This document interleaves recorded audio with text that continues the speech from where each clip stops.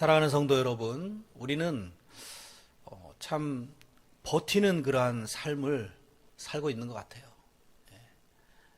특히 몸이 아프다 할 때 여러분 많이 버티시죠? 웬만하면 병원 가지 않으려고 버티고 약으로 버티고 이 정도는 괜찮아 그러면서 버티죠. 또 남들 앞에 특별히 이걸 잘 감추려고 하는 분들이 많이 계세요. 티내지 않으려고. 내가 아파도 아프다고 하지 않고 아무 일도 없는 것처럼 가면을 쓰고 살아가는 그런 분들도 많이 계십니다. 또 교회에 와서도 그렇습니다. 교회 와서도 집에서는 큰 어떤 일들이 있었는데도 그것을 애써 감추고 사람들 앞에서는 아무렇지도 않은 것처럼 이렇게 예배드리려는 그런 분들도 있습니다. 기도도 그렇습니다. 기도도 웬만하면은 부탁하지 않고 스스로 그냥 기도하고 해결하려고 하는 그런 모습들이 있습니다. 그런데 오늘 이 야고보서 5장 우리가 읽은 본문은 이렇게 이야기하고 있는 거예요. 너희 중에 병든 자가 있느냐? 이 말은 결국 너희 중에 지금 힘들어하는 그러한 성도가 있느냐라는 것입니다. 그러면서 혼자 버티지 말아라. 왜냐하면 거기 뭐라고 돼 있어요? 장로들을 청하라. 이렇게 이야기하고 있잖아요. 기도는 물론 혼자 해도 하나님이 들으시지만 특별히 이렇게 문제가 있고 어려울 때는 믿는 성도들끼리 서로 위해서 기도해 주는 것, 이게 얼마나 큰 힘이 되는가 하는 것을 여기서 엿보게 됩니다. 그리고 또 성경 속에 보면 합심 기도가 있어요. 여럿이 한 자리에 모여서 함께 기도해서 하나님의 응답을 받는 그런 놀라운 장면들이 나옵니다.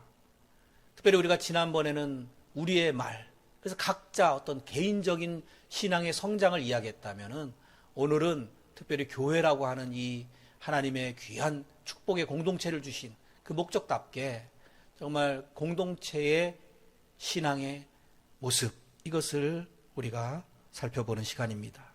그래서 교회는 혼자 신앙생활하는 것이 아니라 함께 가는 공동체다라는 것을 우리가 꼭 기억하시기를 축복합니다.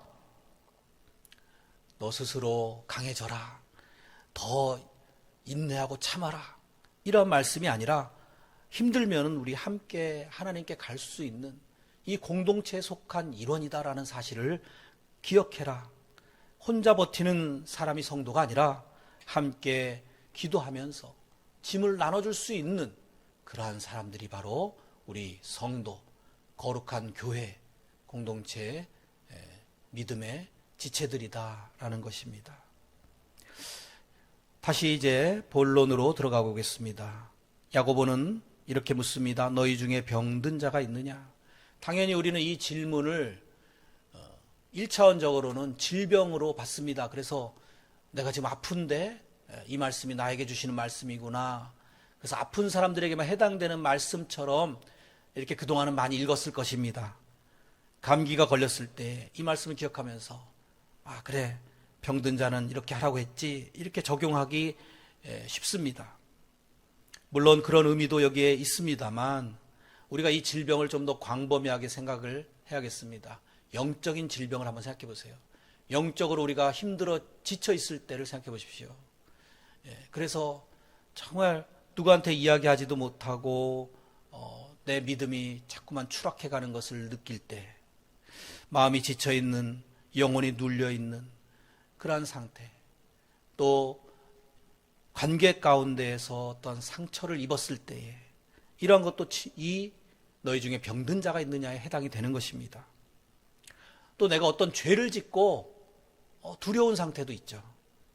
어떤 양심의 압박을 느끼는 상태, 겉으로는 멀쩡해 보이지만 속으로는 무너져 있는 이러한 모습들이 다 오늘 이 병든 자에 해당이 된다고 믿습니다. 그런데 중요한 건 여기서 너희가 왜 병들었느냐 이렇게 묻지 않고 또 책임을 져라 이렇게 따지지도 않습니다. 너희는 믿음이 부족하기 때문에 이렇게 병들었다 이렇게 이야기하지도 않습니다. 단지 그런 사람이 있다면은 이렇게 해라라고 우리에게 권면하고 있는 것입니다. 무엇입니까? 장로들을 청해라.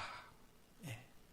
여기서 우리가 주의할 깊게 보면은 장로를 청해라 이렇게 하지 않고 장로들이라고 해서 복수형으로 이야기를 했습니다. 그리고 여기서 또 중요한 것은 청하라입니다. 예. 그냥 누가 나를 알아주기를 바라고 그냥 기다리는 것도 아니고 또 누가 찾아와 주기를 기다리라는 것도 아닙니다. 눈치채기를 바라는 것도 아닙니다. 청하라. 이게 우리의 신앙의 성숙한 자세라는 것입니다. 왜 아무도 나를 안 챙겨주지? 괜히 서운해하지 마시고 오늘 본문은 이렇게 이야기하지 않습니까? 힘들면은 요청해라. 도움을 청해라. 너희가 약한다는 그것을 인정하는 게 결코 부끄러운 모습이 아니다. 그것은 오히려 교회라고 하는 그곳에 속한 형제 자매들을 신뢰하는 행동이라는 것입니다. 기도를 부탁하는 것은 이 교회가 내가 소속된 정말 하나님이 나에게 주신 귀한 공동체다라는 것을 인정하는 고백입니다. 그런데 이 청한다는 게 사실은 쉽지 않은 그러한 일이기도 합니다. 왜냐하면 우리는 아무리 서로 신뢰하는 관계라고 해도 내 약한 모습을 보여주기가 싫거든요. 또 서로 그런 어떤 약점 같은 것을, 단점이나 이런 것을 감추고 싶은 습성이 있기 때문입니다. 그리고 기도해 주세요라고 이렇게 부탁하는 것조차 왠지 이렇게 내뱉기 싫어하고 뭔가 이렇게 빚지고는 못 사는 그런 성격도 있죠. 믿음이 또 내가 너무 없어가지고 그런 거 하나 기도해서 스스로 응답 못 받느냐 이렇게 여길까봐 또 감추고 싶은 마음도 있을 것입니다. 그래서 혼자 참고 스스로 해결해 보려고 애쓰고 기다리고 인내하고 견디고 버팁니다. 하지만 오늘 야고보는 이렇게 말씀합니다. 교회 장로들을 청할 것이요. 여기서 이 장로는 하나님을 대신하는 사람은 아닙니다. 그저 하나님께 가는 길에 함께 동반자처럼 같이 걸어주는 사람입니다. 그래서 이것은 어떤 권력의 구조, 상하관계가 아니에요. 함께 가는 그러한 기도의 동역자들입니다. 장로라는 뜻은 사실 그 단어 자체는 연장자라는 의미예요. 나이가 나보다 높은 많은 사람. 이 말씀이 쓰이던 당시 그 초대교회에 장로라고 하는 직분은 두 가지가 있었습니다. 하나는 교회의 어떤 행정적인 것을 다 전반적으로 담당하는 칠위 장로가 있었고요. 또 하나는 말씀을 전하고 기도에 전무하는 그야말로 오늘날 목사라고 일컫는 이러한 가르치는 장로가 있었습니다. 그런데 아까도 말씀드렸지만 여기에서 중요한 것은 장로들을 청하라고 해서 여러 사람들, 그래서 할 수만 있으면 기도를 여럿이 나눠서 짐을 함께 지고 중보기도라고 하죠. 이렇게 함께 기도하는 이러한 기도가 훨씬 또 위력이 있다. 하나님이 기뻐하신다, 들으신다라는 것을 말씀 가운데 우리가 엿볼 수 있습니다. 공동체라고 하는 이 교회의 기능이 얼마나 중요한가라는 것도 깨닫게 됩니다. 공동체의 기능 중에는 서로 나누는 그러한 좋은 기능이 있습니다. 그런데 우리가 나눌 때에 보면은 초대교회 그랬잖아요. 떡도 나눠 먹고 그리고 함께 대화도 나누고 여러 가지 좋은 것들 나눴지만 좋은 것만 나누는 게 아닙니다. 특별히 힘든 거, 아픈 상처, 여러 가지 짐 이런 것들도 함께 나눠져야 되는 것입니다. 예수님이 보여주신 이러한 사랑의 모범을 우리가 따라 살아야 되는 것입니다. 로마서 12장 15절에도 말씀합니다. 즐거워하는 자들은 함께 즐거워하고 우는 자들과 함께 울라 이렇게 말씀하고 있습니다. 그래서 우리가 장례식 같은 데 가서도 같이 울어주는 거, 같이 정말 아파해주고 보다듬고 이렇게 함께 하는 거, 그 자체가 너무나 우리가 말씀대로 살아가는 행위인 것입니다. 고린도전서 12장 26절에도 말씀합니다. 만일 한 지체가 고통을 받으면 모든 지체가 함께 고통을 받고 한 지체가 영광을 얻으면 모든 지체가 함께 즐거워하느니라. 당연히 이것이 바로 지체의 모습이죠. 지체의 뜻이 뭡니까? 몸의 어떤 이런 일부분이다라는 거잖아요. 우리 각자가 다 한 몸에 속한 지체예요. 그 몸은 누구를 머리로 합니까? 예수님을 머리로 하는 지체예요. 그것이 교회의 또한 본질입니다. 이렇게 우리가 함께 고난을 겪고 함께 울며 함께 사랑할 수 있는 가장 좋은 방법이 뭐겠습니까? 기도죠. 그것을 오늘 이렇게 말씀 가운데 보게 됩니다. 이런 요청을 받은 장로들은 또 어떻게 해야 되겠습니까? 오늘 그랬잖아요. 가서 병 낫기를 위해서 그들을 위해서 기도해 주라는 것입니다. 우리는 물론 전도도 해야 되고 봉사도 해야 되고 여러 가지 일들을 해야 되지만 그 중에 가장 또 우선되고 중요한 일은 기도하는 일입니다. 장로들만 가서 기도해 주면 될까요? 아닙니다. 이 장로들이라고 하는 것은 어떤 교회의 대표격인 사람들이고 거기에 모든 지체들이 다 포함이 된다라고 생각하시면 되겠습니다. 그런데 물론 나보다 더 믿음이 위에 있는 사람, 더 믿음이 정말 앞서 있는 사람이 있어요. 당연히. 그러한 사람이 끌어주는 것이 또 필요합니다. 나보다 연약한 자가 물론 기도해 주는 것도 귀하지만 나보다 더 정말 오래 신앙생활하고 더 하나님과 가까워진 이러한 분들이 기도해 주는 일은 아름다운 일입니다. 그리고 우리는 이렇게 기도해 주는 것도 자체가 하나님이 우리 성도로 구별해서 우리에게 주신 특권입니다. 그 특권을 사용해야 되겠습니다. 또 이웃을 위해서 기도해 주는 것, 그것도 중요합니다. 그것도 이웃사랑의 한 모습입니다. 물질로만 꼭 도와야지 이웃을 돕는 게 아닙니다. 기도로 도와주는 것 역시 이웃사랑이다. 그것을 실천하시기를 바랍니다. 또 우리가 심은 대로 거두는 법칙이 있죠. 내가 남을 위해서 기도해 주지 않고 어떤 것을 바라지 마시고 정말 먼저 우리가 심읍시다. 먼저 이웃을 위해서, 성도들을 위해서 기도해 줍시다. 사랑의 빚진 자로서 정말 하나님의 사랑을 갚는 이러한 마음으로 실천하시기 바랍니다.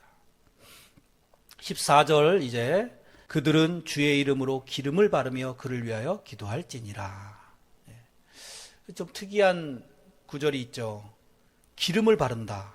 그러면 우리가 정말 지금도 오늘날에도 기름을 바르면서 기도해야 되느냐 이렇게 질문할 수 있어요. 그런데 여러분들 교회 그래도 오래 다니신 분들 혹시 기름 바르면서 기도하는 모습 봤습니까?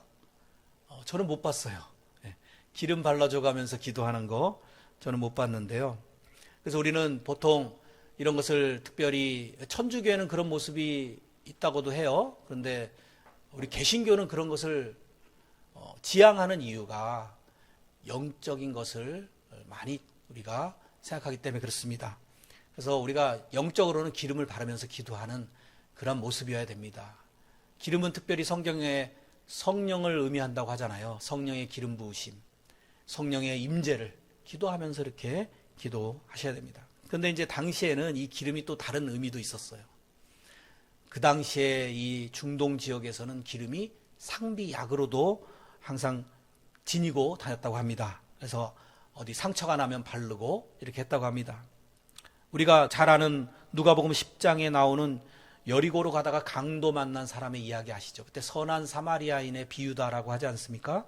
거기에도 이 장면이 나옵니다. 34절 가까이 가서 기름과 포도주를 그 상처에 붓고 싸매고 자기 짐승에 태워 주막으로 데리고 가서 돌보아주니라. 기름을 발랐다는 이야기가 분명히 나옵니다. 또 사도 바울은 디모데에게 충고하기를 그가 이제 위장병이 좀 있었어요. 그래서 그 위장병을 위해서 포도주를 조금씩 써라 이렇게 충고하기도 했습니다. 그러니까 이것이 포도주도 하나의 약으로 사용이 되었던 거죠. 히스기야도 하나님의 은혜로 병고침을 받았을 때에 무화과 반죽을 그 상처에 발라서 낫는 이러한 장면이 열왕기하 20장 7절에 보면 나옵니다. 그러니까 성경이 결코 어떤 의술을 배제해라 이렇게 이야기하고 있지 않습니다.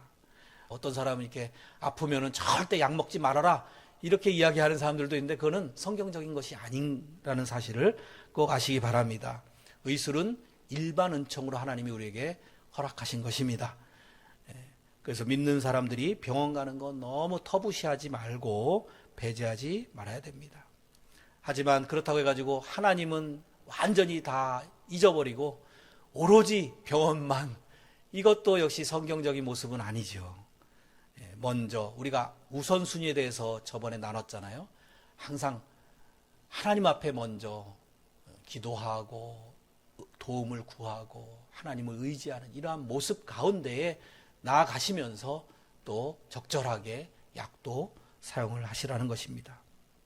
그리고 무엇보다 우리가 세례받을 때 이렇게 물이 하나의 우리의 죄 씻음을 상징하는 것처럼 이렇게 기름을 바르며 기도하는 것은 성령을 상징하는 것이다. 이것을 우리가 염두에 두고 항상 성령의 임재, 성령의 충만, 이것을 구하시기를 바랍니다. 그리고 또 이 말씀 가운데에 주의할 것은 주의 이름으로 라는 말씀이 나오지 않습니까? 이렇게 주의 이름으로 기도하는 것이 중요합니다. 이 주님의 이름 가운데 어떠한 의미가 담겨 있습니까? 중보자라는 의미가 담겨 있어요. 주의 이름으로 우리가 예수님의 이름으로 기도합니다. 왜 그렇게 기도합니까? 우리가 하나님 앞에 1대1로 기도를 하지만 그 가운데에 예수님이 중보자로서 우리의 기도를 하나님 앞에 올려드리는 그러한 의미가 있기 때문에 주님의 이름으로, 예수님의 이름으로 기도합니다. 이렇게 기도하는 거예요. 중보자라는 의미, 또 구원자라는 의미, 또 능력의 주님, 이런 것들이 다 그 이름에 포함이 되어 있습니다. 그것을 우리가 전적으로 의지하면서 기도하는 것입니다. 주님이 아니면 우리가 하나님 앞에 나아갈 수 없는 죄인들이라는 사실을 여기에 고백하는 것도 담겨 있어요. 주님의 이름으로가 아니면 우리는 영원히 멸망당할 수밖에 없는 죄인들이었기 때문에, 우리 주님이 모든 죄값을 치러주셨기 때문에 그것을 의지해서 당당히 하나님 앞에 나아갑니다. 이런 의미가 주의 이름으로에 담겨져 있는 것입니다. 그러면은 결론적으로 그런 일들이 일어나잖아요. 현대에도 기도했더니 나았더라, 이런 일들이 있지 않습니까? 그랬을 때에 그것을 낫게 한 어떤 기도를 해준 목사님이 찬양을 받아야 됩니까? 아니면 주님이 찬양을 받아야 됩니까? 주의 이름으로 기도했으니까 그것은 그 목사님의 능력이 아니라, 목사님은 도구로서 쓰임을 받았을 뿐이지 사실은 주님께서 이루신 역사고 주님께서 낫게 하신 것이기 때문에 이 주의 이름으로 기도한다는 의미에는 그런 것도 포함이 되어 있습니다. 주님께 영광을 돌리시기 바랍니다. 병을 고치시는 분은 기름이 아니고 우리 기도해 준 성도가 아니고 장로가 아니고 하나님이십니다. 기름은 표식일 뿐이고 능력은 하나님께로부터 옵니다. 우리에게 주권이 있는 것이 아니라 하나님께 주권이 있다는 사실 꼭 잊지 마시기를 바랍니다. 또 이제 15절 이렇게 강조합니다. 믿음의 기도는 병든 자를 구원하리니 주께서 그를 일으키시리라. 혹시 죄를 범하였을지라도 사하심을 받으리라. 여기 분명하게 기록하고 있습니다. 주께서라고 주체가 하나님이심을 분명하게 기록하고 있습니다. 사람이 아닙니다. 장로가 아닙니다. 하나님이십니다. 또 여기서 조심해야 될 게 있습니다.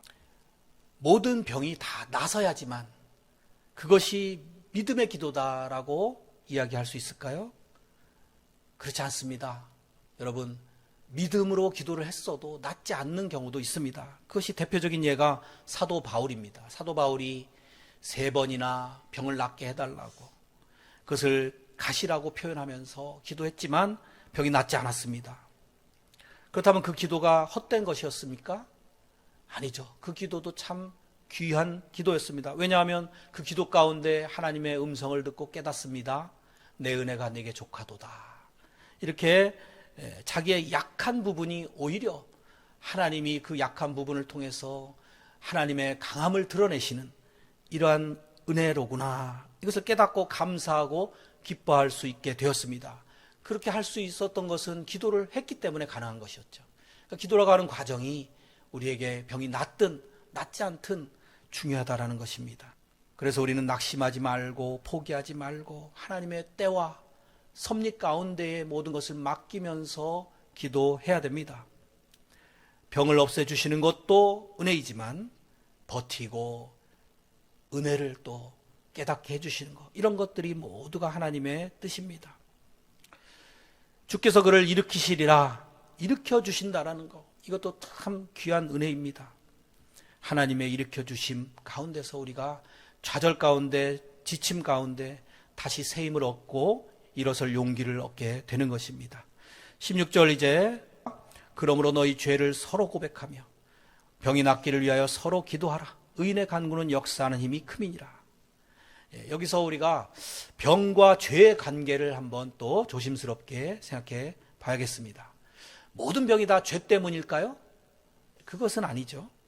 하지만 성경에 보면 상당 부분이 죄로 말미암아 우리 질병이 초래했음을 이야기하고 있습니다. 태초에 에덴 동산에서 질병이 있었어요? 없었잖아요. 근데 죄로 말미암아, 그 원죄로 말미암아 타락하고 세상은 변했고 온갖 안 좋은 것들이 생겨났고 그 가운데 질병도 찾아오게 되었던 것입니다. 죄는 분명 우리 인간들의 영혼을 좀먹는 바이러스와 같습니다. 우리의 모든 죄가 우리의 영혼을 무겁게 짓누릅니다. 그래서 서로 죄를 고백하면서 이것이 하나의 회복의 지름길이다라는 것입니다. 죄를 가지고서 기도해봤자 사실 하나님이 들으시겠습니까? 아니죠. 그러니까 먼저 죄의 문제를 해결하고 기도하는 것이 당연합니다. 그것이 또한 기도의 순서이기도 해요. 기도할 때 우리가 먼저 죄를 고백하잖아요. 그래서 예배 드릴 때도 우리가 참회 기도 시간을 가졌잖아요. 먼저 하나님 앞에 죄를 해결받고 예배를 드려야죠. 그래서 이 죄를 서로 고백한다라는 것이 얼마나 또 중요한가라는 것을 이야기합니다. 그런데 여기서 서로 죄를 고백하라고 해가지고 그럼 미주알 고주알 우리가 지었던 지난 한 주간의 모든 죄 다 낱낱이 이야기해야 될까요? 그 얼마나 부끄러운 일입니까? 서로 그렇게 해야 된다라고 하면은. 그래서 이것을 철저하게 적용하는 어떤 부류들은 정말 서로 다 낱낱이 침실에서 있었던 죄까지 다 고백해야 된다. 부부간에 있었던 일까지 다 이야기해라. 그렇게 하는 그런 공동체들도 있습니다. 이걸 너무나 아주 극단적으로 적용하는 그러한 부류예요. 그런데 사실 이 고백이 그렇게 정말 어떤 추문까지 다 낱낱이 이야기해야 되냐 했을 때 그것은 저는 아니라고 생각을 합니다. 물론 어느 정도 공동체 앞에 내가 죄를 고백하는 것은 내가 다시는 그 죄를 짓지 않겠다. 여러분들이 나를 도와달라. 이런 의미도 있어요. 내가 그런 예를 들어 담배 피는 거. 저는 하나님 앞에 거룩하게 살기 위해서 담배를 끊겠습니다. 이 공동체 앞에 고백하면서 나중에 담배 피면요. 공동체 사람들이 전에 그렇게 이야기하지 않았느냐. 끊어야지. 이렇게 이야기할 수 있잖아요. 공동체 앞에 고백하는 것이 나를 좀 그런 거 할 때 꾸짖어주고 도와달라. 이러한 의미도 있는 거예요. 그런데 모든 것을 다 고백하는 거. 이것이 어찌 보면은 또 하나의 강요일 수 있잖아요. 신앙생활은 그렇게 강제적으로 할 수 있는 게 아니잖아요. 우리 교회는 특별히 주심교회잖아요. 편안하게 좀 신앙생활 하도록 이끌었으면 좋겠습니다. 여러분들 전도하실 때 우리 교회는 너무나 편안한 교회입니다. 아무것도 부담 가질 게 없어요. 예배 시간에 헌금 드리는 것도 없어요. 그냥 각자 알아서 헌금함에 먼저 드리도록 이렇게 하고 있습니다. 이렇게 이야기하면 얼마나 좋습니까? 그래서 이 고백은 강제할 것은 아닙니다. 천주교에서는 고해성사라는 게 있잖아요. 그것도 어떻게 보면 약간은 좀 강제성이 있잖아요. 사제가 중재자가 되어가지고 아까 예수님이 중보자가 되신다 그랬는데 천주교에서는 그 신부님들 이런 사제가 그런 예수님의 역할을 또 한다라고 그러한 어떤 신학이 있어요. 그래서 하지만 우리 개신교는 그런 것들도 다 성경적이지 않다 해서 배제하고 오직 예수님 한 분만이 하나님과 나 사이의 중보자 되신다라고 믿는 것입니다. 그래서 우리는 예수님의 이름으로 기도하는 것이고 그러니까 지혜롭게 적용을 해야 됩니다. 이것이 잘못해가지고 어떤 이벤트처럼 되어서는 안 된다고 생각합니다. 소그룹 모임, 큐티 모임, 셀 모임, 구역 예배에서 어떤 죄를 막 솔직하게 고백하는 그러한 어떤 흐름이 어떤 유행이 있는데요. 그것도 뭐 나름 어떤 의미가 있고 이유가 있겠습니다만, 그러한 곳에 가면은 일단 불편하지 않아야 되잖아요. 근데 그것이 자칫해가지고 어떤 사람의 어떤 죄고백으로 인해가지고 분위기가 흐려지고, 그것이 어떤 이벤트처럼, 프로그램처럼 간증이 서로 내 죄가 얼마나 크냐라고 하는 경쟁이 되어서는 안 될 것입니다. 이것은 거룩한 분위기를 해칠 수 있기 때문에, 경건한 모습을 손상시킬 수 있기 때문에 그것이 지혜롭게 되어야 되고, 그곳에 또 새신자가 와가지고 잘못해가지고 그 새신자가 상처받을 수도 있고 시험 들 수도 있어요. 영혼을 살리는 통로의 역할을 할 수 있게 우리가 만들어가는 것이 필요합니다. 지혜롭게 해야 됩니다. 서로 고백하라고 했지 낱낱이 다 털어놓으라 이렇게 이야기하지는 않고 있습니다. 그것은 하나님께 그렇게 하세요. 하나님께 그렇게 하고 공동체에서는 좀 지혜롭게 하셔서 그 말로 인해 가지고 오히려 더 죄를 짓게 만드는 이런 빌미를 제공하지 말아야 됩니다. 우리는 아직 육체의 죄성을 지닌 존재들이잖아요. 아직 그렇게 막 천국의 천사들 같이 이렇게 완전히 성화되지 못했기 때문에, 늘 죄성이 있기 때문에 그 공개로 인해 가지고 자칫 치유로 가는 통로가 아니라 상처를 주고받거나 상대의 약점을 틀어지고 서로 뒷담화하는 이러한 소스를 제공하는 죄 통로로 작용하게 해서는 안 될 것입니다. 주의해야 됩니다. 그래서 이 목적이 분명해야 돼요. 회복을 위한 죄고백이다 라고 되어야 됩니다. 서로 고백하며 병이 낫기를 위해서 기도하는 그 목적을 위해서 그렇게 고백이 되어야 되지, 수치를 퍼뜨리는 행위가 되어서는 안 되는 것입니다. 사단의 그러한 어떤 유혹으로 이끄는 그러한 행위가 되어서는 안 되는 것입니다. 오직 하나님의 은혜로 서로 기도해주는 이러한 자리가 되기를 바랍니다. 사랑하는 성도 여러분, 우리의 이 고백은 구원의 어떤 절차가 아닙니다. 은혜를 얻기 위한 조건도 아닙니다. 이 고백은 그 은혜 가운데 있는 사람들이 그 은혜를 더 깊이 경험하기 위한 그런 도구가 되어야 합니다. 누군가에게 용서를 받기 위해서 하는 것이 아니라 하나님께 용서를 구하면서 함께 서로 기도해 달라고 요청하는 그 자리에서 치유를 위해서 먼저 죄를 깨끗이 씻고 하나님 앞에 나아가기 위한 장치인 것입니다. 그래서 이 고백은 강요가 아니라 초대가 되어야 됩니다. 의식이 아니라 어떤 형식이 아니라 관계성에서 나와야 됩니다. 부끄러운 모습이 아니라 회복으로 가야 됩니다. 이제 16절에 뭐라고 또 마지막에 이야기하고 있느냐 하면, 의인의 간구는 역사하는 힘이 큼이니라 이렇게 이야기하고 있습니다. 여기서도 그러니까 이 의인, 자, 성경이 말하는 의인, 그것은 어떤 사람입니까? 완전히 내가 죄도 하나도 없어가지고 의인입니까? 그게 아니라 하나님이 용서해 주셔서 의인이 된 거죠. 하나님이 의롭다 인정해 주셔서 의인이 된 것이지, 나는 점 하나도 티 하나도 없습니다 라고 이야기할 수 있는 사람은 아무도 없을 거예요.